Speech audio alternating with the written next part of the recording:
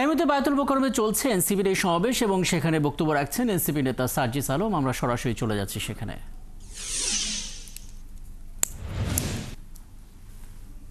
যুদ্ধ এখনো শেষ হয়নি। আমাদের এই লড়াই, এই যুদ্ধ ততদিন চলবে যতদিন না এই বাংলাদেশের মাটি থেকে খুনি সন্ত্রাসী আওয়ামী লীগ নিশ্চিহ্ন না হচ্ছে। ইনকিলাব জিন্দাবাদ। ধন্যবাদ জানাচ্ছি জনাব সার্জিস আলমকে। আমরা সমাবেশের প্রায় শেষ পর্যায়ে উপস্থিত হয়েছি।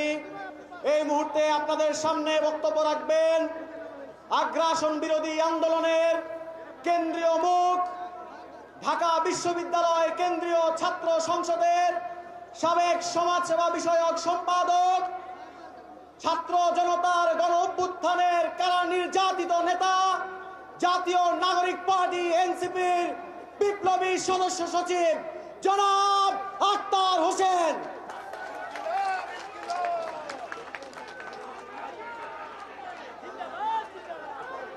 সম্মানিত ভাই ও বোনেরা, যে আওয়ামী লীগ বাংলাদেশের জনগণের বিরুদ্ধে সন্ত্রাস করেছে, বাংলাদেশে মানবতা বিরোধী অপরাধ করেছে, বাংলাদেশের উপরে বারংবার গণহত্যা চাপিয়ে দিয়েছে, সে আওয়ামী লীগ কোনোভাবে বাংলাদেশে রাজনীতি করবার অধিকার রাখে না। আমরা অন্তর্বর্তীকালীন সরকারকে বলতে চাই, অতীতের মতো সুশীল তত্ত্বাবধায়ক সরকার আপনারা না, আপনারা গণ অভ্যুত্থানের সরকার। গণ অভ্যুত্থানের ম্যান্ডেট নিয়ে যারা উপদেষ্টা হয়েছেন তাদের কাছে প্রশ্ন, যে আওয়ামী লীগ বাংলাদেশে গণহত্যা করেছে, সে আওয়ামী লীগের বিরুদ্ধে আইনগত ব্যবস্থা নিতে বাধা কোথায়? আজকে সাধারণ জনগণের উপরে চাপিয়ে দেওয়া হয়। আমরা স্পষ্ট করে বলতে চাই, ওই 5ই আগস্ট বাংলাদেশের জনগণ সিদ্ধান্ত নিয়েছে আওয়ামী লীগ নামে, নৌকা মার্কার নামে, মুজিববাদী আদর্শের নামে বাংলাদেশে কোনো রাজনীতি চলতে পারে না। বন্ধুগণ আমার, এখনো পর্যন্ত আওয়ামী লীগের নিবন্ধন আছে। আমরা হুঁশিয়ারি দিয়ে বলতে চাই যে আওয়ামী লীগ বাংলাদেশে সন্ত্রাস করেছে, আওয়ামী লীগের নাম নির্বাচনের নিবন্ধনের খাতা থেকে কেটে সন্ত্রাসীদের খাতায় উল্লেখ করতে হবে।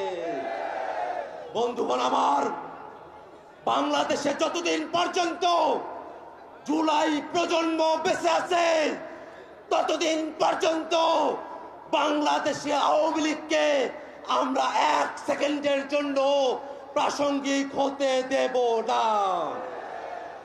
আওয়ামী লীগের দোসর জাতীয় পার্টি যারা 90-এ স্বৈরাচার প্রতিষ্ঠা করেছিল, তারাও বাংলাদেশে আওয়ামী লীগের রাজনীতিকে, স্বৈরাচারের দোসরের রাজনীতিকে প্রতিষ্ঠা করবার যে চেষ্টা করছে, তাদেরকে হুঁশিয়ার করে বলতে চাই, শুধুমাত্র আওয়ামী লীগ নয়, আওয়ামী লীগের প্রত্যেক দোসর তারা রাজনৈতিক দল হতে পারে, সুশীল সমাজের লোক হতে পারে, তারা সাংবাদিক হতে পারে, তারা বিচারপতি হতে পারে, যারাই আওয়ামী লীগকে বাংলাদেশে ন্যূনতম স্পেস দেওয়ার চেষ্টা করবে, তাদের প্রত্যেকের বিরুদ্ধে বাংলাদেশের ছাত্র জনতা দুর্গ গড়ে তুলবে।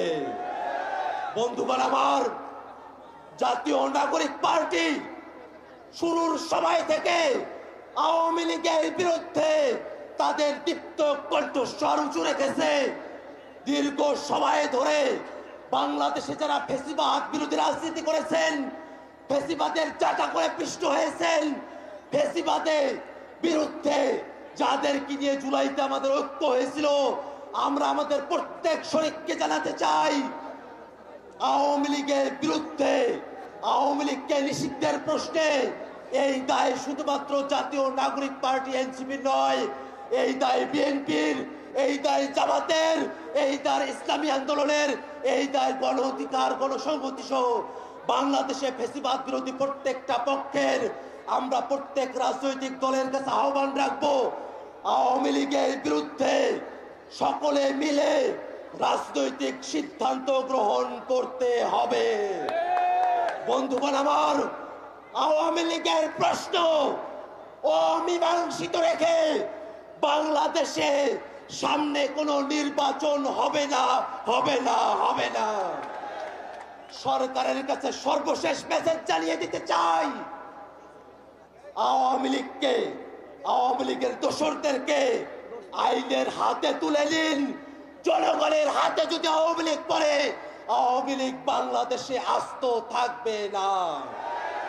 আজকের এই সমাবেশে ঢাকা শহর সহ আশেপাশের জেলাগুলো থেকে আপনারা যারা উপস্থিত হয়েছেন তাদের সকলকে সংগ্রামী সালাম জানিয়ে আমি আমার বক্তব্য এখানে শেষ করছি।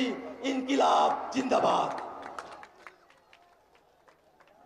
সংগ্রামী উপস্থিতি, আমরা আমাদের অনুষ্ঠানের একদম শেষ পর্যায়ে এই মুহূর্তে সভাপতির বক্তব্য রাখবেন গণ অভ্যুত্থানের এক দফার ঘোষক, যার স্লোগানে স্লোগানে আওয়ামী লীগের ক্ষমতার মসনদ গণভবন পর্যন্ত কেঁপে উঠেছিল, যাকে পুলিশ, র্যাব সবাই মিলে দমিয়ে রাখতে পারেনি, গুলির ভয় দেখিয়ে যাকে দমিয়ে রাখতে পারেনি, গুম করার ভয় দিয়ে যাকে দমিয়ে রাখতে পারেনি, বাংলাদেশের গণতন্ত্র পুনঃপ্রতিষ্ঠার সেনাপতি জাতীয় নাগরিক পার্টি এনসিপির সংগ্রামী আহ্বায়ক জনাব মোহাম্মদ জাহিদ ইসলাম।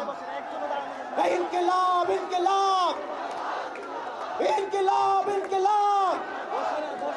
ক্ষমতা না জনতা, ক্ষমতা না জনতা।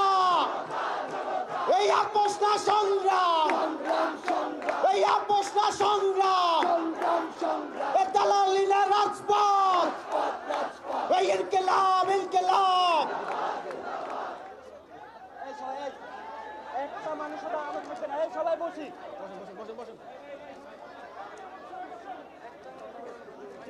বিসমিল্লাহির রহমানির রহিম। প্রিয় সংগ্রামী বন্ধুগণ,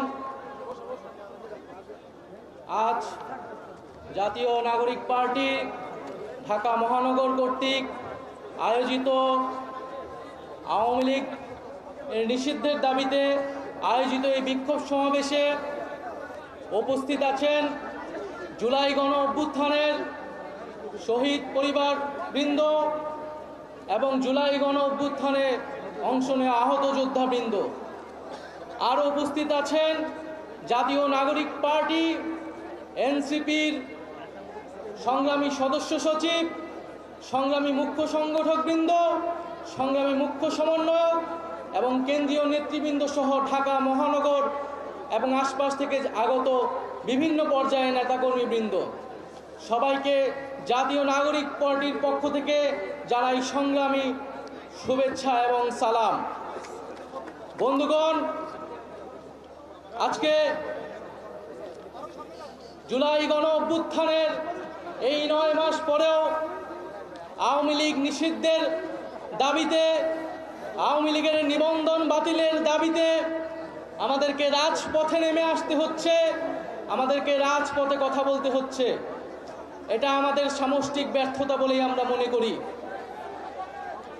আমরা জুলাই গণ অভ্যুত্থানের প্রেক্ষিতে যে অন্তর্বর্তী সরকার গঠনে অংশ নিয়েছিলাম, সেই সরকারের কাছে আমাদের অন্যতম দাবি ছিল, জাতির কাছে আমাদের অন্যতম প্রতিশ্রুতি ছিল, জুলাই গণ অভ্যুত্থান সহ যে বিগত 16 বছরে যে ফ্যাসিজম, স্বৈরাচার তৈরি হয়েছিল বাংলাদেশে, তার বিচার নিশ্চিত করা। বিচার এবং সংস্কারের জন্যই মানুষ রাজপথে নেমে এসেছিল। বন্ধুগণ, একটু পেছন থেকে ইতিহাসটা বলতে চাই। বাংলাদেশের জনগণ এই 24-এই প্রথমবার রাজপথে নেমে আসেনি, রক্ত দেয়নি, আত্মত্যাগ করেনি। ইতিহাসের বিভিন্ন পর্যায়ে বাংলাদেশের জনগণ রাজপথে নেমে এসেছে, জীবন দান করেছে, শাহাদাত বরণ করেছে ন্যায় বিচার, মানবিক মর্যাদা, গণতন্ত্র, সার্বভৌমত্ব, স্বাধীনতা প্রতিষ্ঠার জন্য। 1947 সালে এই পূর্ববঙ্গের বাঙালি মুসলমান নৈতিক অধিকার রক্ষার জন্য লড়াই করেছিল। সেই লড়াইয়ের ফসল হিসেবে আজকের বাংলাদেশের সীমানা আমরা প্রতিষ্ঠা পেয়েছিলাম। যদিও সেই সময় আমাদের লড়াইয়ের গন্তব্য ছিল সমগ্র বাংলার অখণ্ডতা কায়েম করা, কিন্তু কলকাতার ব্রাহ্মণ্যবাদী জমিদারদের ষড়যন্ত্রের কারণে সেই রাষ্ট্রকল্প আমাদের ব্যর্থ হয়েছিল। ফলে আমরা পাকিস্তান রাষ্ট্রে সাময়িকভাবে আশ্রয় নিয়েছিলাম। কিন্তু বন্ধুগণ, দুঃখের সাথে আমাদের সেই 47-এর আজাদির স্বপ্ন লুট হয়ে গিয়েছিল খুব অল্প সময়েই। পাকিস্তানির শাসক গোষ্ঠী এখানে বাঙালি জনগোষ্ঠীর ভাষা, সংস্কৃতি এবং অধিকারের উপর হস্তক্ষেপ করেছে এবং বাঙালি জনগোষ্ঠীকে তার ন্যায্য অধিকার থেকে বঞ্চিত করেছে বারবার। ফলে এই বাংলাদেশের সকল ধর্মের মানুষেরা আবার ঐক্যবদ্ধভাবে 71 সালে অস্ত্র ধরে হাতে তুলে নিয়েছিল এবং একটি রক্তক্ষয়ী জনযুদ্ধের মাধ্যমে বাংলাদেশের স্বাধীনতা এবং সার্বভৌমত্ব প্রতিষ্ঠা করেছিল। কিন্তু আবারও দুঃখের সাথে 71-এর পরে এই 72 সালে আমার সোনার বাংলার স্বপ্ন এই মুজিববাদীদের হাতে বেহাত হয়ে গিয়েছিল। এই মুজিববাদীরা 72-এর সংবিধানের মাধ্যমে বাংলাদেশকে ভারতীয় শাসক গোষ্ঠীর হাতে তুলে দিয়েছিল। মুজিববাদী সংবিধানের মাধ্যমে যে স্বাধীন বাংলাদেশের আকাঙ্ক্ষা, যেই মুক্তিযুদ্ধের শহীদদের আকাঙ্ক্ষা তৈরি হয়েছিল, সেই আকাঙ্ক্ষাকে ব্যর্থ করে দেওয়া হয়েছিল। মুজিববাদী সংবিধানে বাঙালি জাতীয়তাবাদের নামে এখানে বিভিন্ন জনগোষ্ঠীর যে ভাষার অধিকার, সেই অধিকারকে দমন করা হয়েছিল। মুজিববাদী সংবিধানে ধর্মনিরপেক্ষতার নামে বাংলাদেশের ইসলাম মনা জনগোষ্ঠী, ধর্মমান মুসলমানের যে সংস্কৃতি, সেই সংস্কৃতিকে রাষ্ট্র গঠন প্রক্রিয়া থেকে বিচ্ছিন্ন করে দেওয়া হয়েছিল। এখানে সমাজতন্ত্রের নামে যে পুঁজির স্বাধীন বিকাশ, সেই বিকাশকে ব্যর্থ করা হয়েছিল এবং অর্থনীতিকে লক্ষ্মী বাহিনীদের হাতে তুলে দেওয়া হয়েছিল এবং গণতন্ত্রের নামে বাকশাল কায়েম করা ছিল। এই ছিল 75 পর্যন্ত মুজিববাদীদের শাসন। আমরা দেখেছি স্বাধীন বাংলায় এরপরে বিভিন্ন সময়ে সামরিক হস্তক্ষেপ হয়েছে।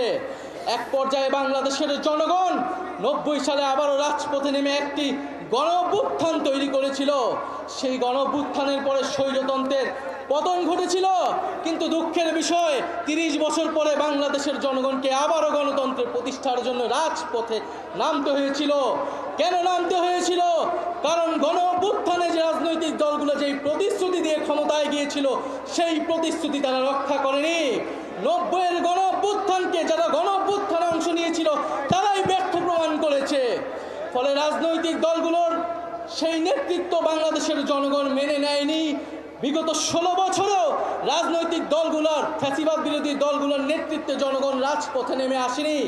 বাংলাদেশের জনগণ ফ্যাসিবাদ থেকে মুক্তি পাওয়ার জন্য রাজপথে নেমে এসেছিল ছাত্র জনতার নেতৃত্বে। বন্ধুগণ, বিগত 16 বছর গল্প আমরা সবাই জানি। বিগত 16 বছরে আওয়ামী লীগ কিভাবে ফ্যাসিজম কায়েম করেছে, কিভাবে স্বৈরতন্ত্র কায়েম করেছে। তিনটি ভোটকে তারা কুক্ষিগত করে মানুষের ভোটাধিকার করে হরণ করেছিল। পিলখানা হত্যাকাণ্ডের মাধ্যমে বাংলাদেশের সেনাবাহিনীর দেশপ্রেমিক অংশকে তারা পরাস্ত করেছিল এবং বাংলাদেশের সার্বভৌমত্বকে হুমকির মুখে ঠেলে দিয়েছিল।